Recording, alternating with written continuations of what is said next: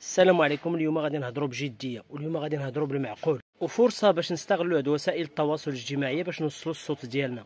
وانا كمهني وكواحد كيبيع وكيشري ما بغيتش هاد التجار الصغار يكونوا ضحيه، يكونوا هما الحيط القصير وضحيه ديال بعض المسؤولين الفاشلين اللي ما عرفوش يسيروا الامور ديالهم. انا اللي كنعرف ملي كيكونوا عندنا مسؤولين مكلفين، من المواطن المغربي كيتشكى انا قبل ما نكون مول الحانوت فانا مواطن. من المواطن المغربي كيتشكى وكيقول لك ودي البصله غاليه، مطيشه غاليه، واخا الخير الحمد لله موجود. يعني انا كنشوف الاسواق كل شيء متوفر، ما كاينش شي حاجه ناقصه، ولكن كاين واحد شويه ديال الغلا. كاين الغلا اللي مأثر على القدره الشرائيه ديال المغاربه، كيف حتى انا مغربي وحتى انا بقال مأثر عليا هاد القضيه. ملي كنشوفوا الخضره غلات، انا كمواطن راه ما غاديش يقنعني انا شي واحد يقول لي راه مشينا كندوروا هنا كاين المحتكرين كاين كذا كاين كذا. اول حاجه كطيح في الدين ديالي، وكنرجع للهضره ديال المسؤولين من قبل. كنلقى بان البرنامج الاخضر ترصدت ليه واحد العدد ديال الملايير.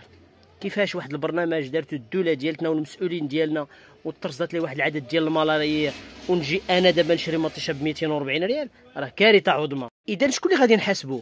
واش نحاسبوا هذاك مول الخضار اللي مسكين اللي حط واحد الصندوق جوج صنادق نحاسبوا نقول له علاش هاد المطيشه غاليه؟ ولا دير ليها الثمن؟ ها هو كاع دار ليها الثمن 12 درهم، حاط ليها 12 درهم. اشنو غادي يزيد واشنو غادي ينقص؟ ما غادي ينقص، ما غادي يزيد والو، ما غادي يزيد حتى شي حاجه. يعني غادي نولي تنشري يعني ب 12 درهم. ولكن المشكل فين كاين؟ الناس اللي دبروا القطاع اللي ما عرفوش كيفاش يديروا. هو كان الانتاج وكيخرج للتصدير، الا كانت عندنا النقص خصو يتوفر للناس هما الاولين. غادي نرجعوا للمواد الاساسيه من الدقيق من الزيت من كذا. الحمد لله الخير موجود، الخير موجود. غادي نشوفوا الناس ديال المراقبه غادي يجيو عاوتاني للحيط القصير اللي هو مول الحانوت. كان غادي نجيو عند هذا مول الحانوت هذا وغادي نقول له سيدي دير لائحه الاسعار، وغادي يديرها وغادي يدير الثمن. والزيت راه ب 24 درهم. هاد قراعي ديال الزيت جميع الشركات. مول الحانوت ها هي دابا مثلا هذه مقيد عليها 24 درهم، ها هي الثمن ديالها 24 درهم. لو سيور معروفه ب 24 درهم. وما جاو صحاب المراقبه وسيدي وعلقتي الثمن 24 درهم. ولكن التطلعات ديالي كمواطن والمواطن المغربي شنو بغا؟ هذه راه كنت كنشريها غير ب 12 درهم، شويه ولات ب 13 درهم، دابا راه ب 24 درهم. راه المشكل فين كاين؟ هو انني انا ما حدا كاينه المراقبه بغيتها ترجع ب 13 درهم. اذا شكون اللي غادي نحاسبوا؟ نحاسبوا هذاك مول الحانوت اللي يجيب واحد 15 القرعه واحد الكرتونه وحطها كيبيعها؟ لا، نحاسبوا المسؤولين. يعني على المواد الاوليه واش تزاد واش ما تزاد تكون عليها واحد المراقبه. رجعوا للشركه نفسها اللي كتزيد كل سيمانه كتزيد. واش كتزيد ديك الساعه الزيت كتزاد كل سيمانه؟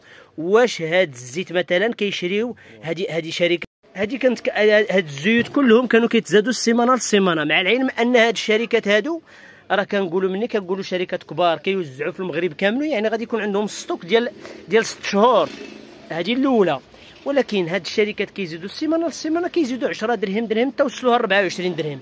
واش هاد الشركات كيتقداو هاد المواد الاوليه السيمانه للسيمانه؟ مستحيل.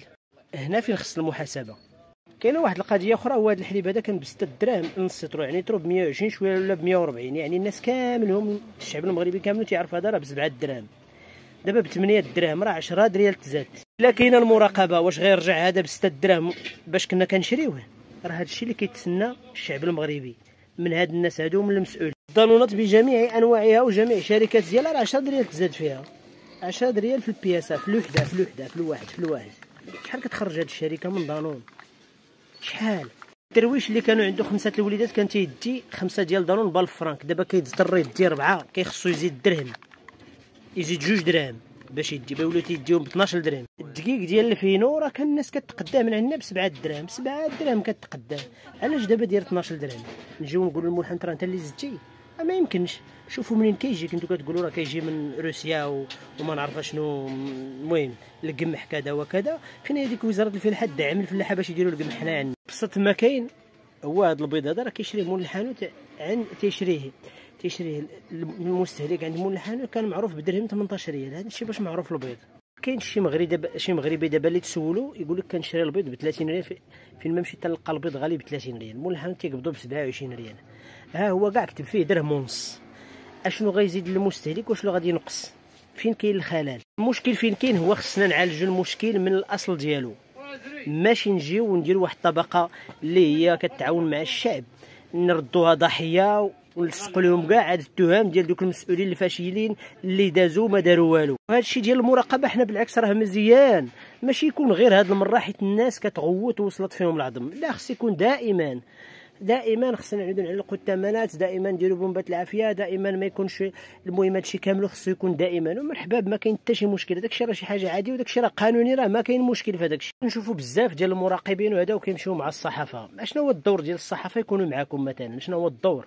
زعما راكم خدامين، زعما راه لقينا وفعلنا وتركنا، راه ما زادكم حتى شي قيمه، بالعكس فيها واحد شويه ديال التشويه للصوره ديال المغرب.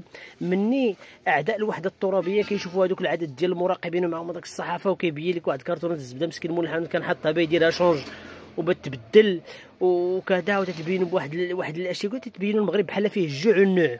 الحمد لله المغرب فيه الخير والخمير، واحد شويه ديال التدبير ديال الناس المكلفين بالقطاعات وغادي تمشي الامور بخير.